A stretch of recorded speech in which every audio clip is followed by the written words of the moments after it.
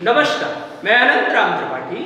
आज बच्चों हम पढ़ेंगे अलंकार। अलंकारः, अलंकरोति अलंकारः संस्कृत में सूत्र है, यानी जिससे अलंकरण किया जा सकता है, जिससे किसी की शोभा बढ़ाई जा सकती है, वही अलंकार है। जिस प्रकार स्त्रियों की शोभा आभूषण से बढ़ती है, उसी प्रकार शब्दों के माध्यम से काव्य की शोभा बढ़ाने वाले काव्य की शोभा को बढ़ाने वाले तत्वों को अलंकार कहा जाता है। अलंकार काव्य में दो प्रकार के अलंकार होते हैं। एक होता है आपका शब्द अलंकार,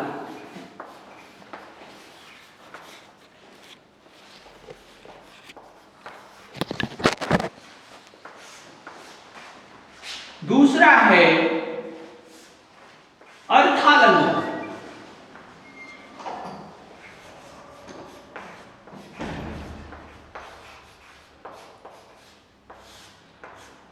अब प्रश्न यह उठता है कि शब्द अलंकार क्या है?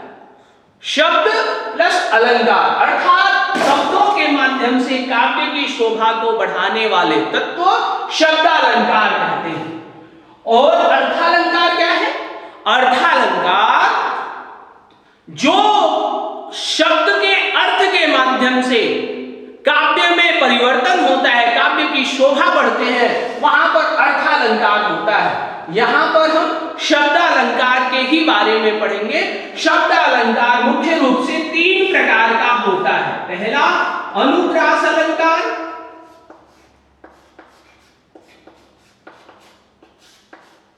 दूसरा यमक अलंकार, तीसरा श्लेष अलंकार। अब प्रश्न यह उठता है कि अनुप्रास अलंकार क्या है? अनुप्रास अलंकार वह अलंकार है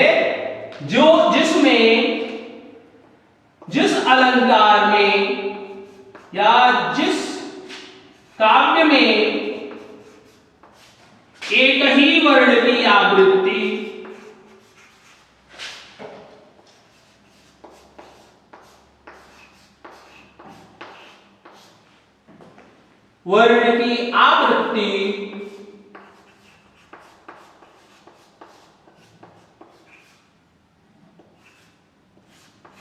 बार बार हो,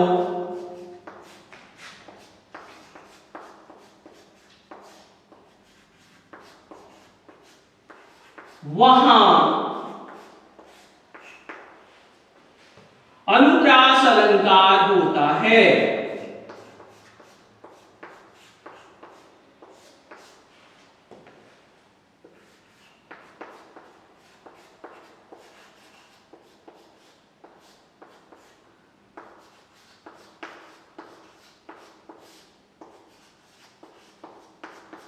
जैसे आप कक्षा 10 में पढ़ते हैं कबीर के पदों में, कबीर की साखियां जब आप पढ़ते हैं तो कबीर जी ने एक साखी लिखी, जब मैं था तब हरि नहीं, जब मैं था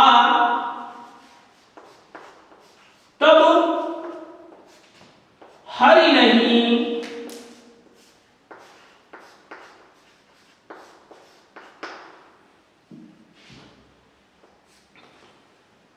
अब हरि है मैं नान।